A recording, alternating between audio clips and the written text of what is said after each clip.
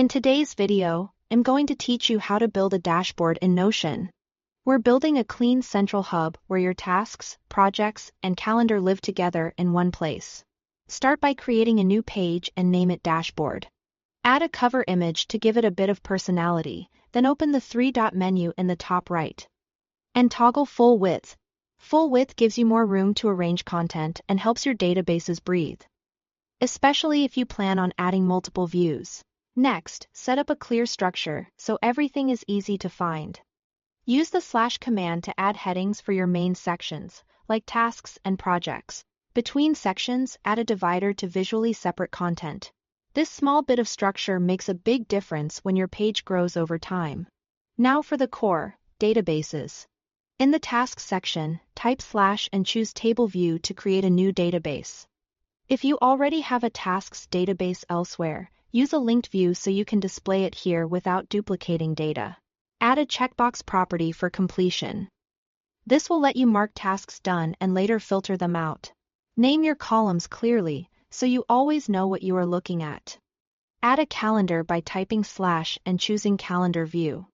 This is perfect for scheduling and visualizing deadlines. You can link this calendar to your tasks database, so dates stay in sync. Drag items onto dates to quickly set due dates, and open any card to adjust details without leaving the dashboard. For projects, create a gallery view. Galleries display projects as cards, which is great for visual scanning. Each card can open to a full page with more context, helping you track status and notes at a glance while keeping the dashboard tidy. With the databases in place, customize how you see information.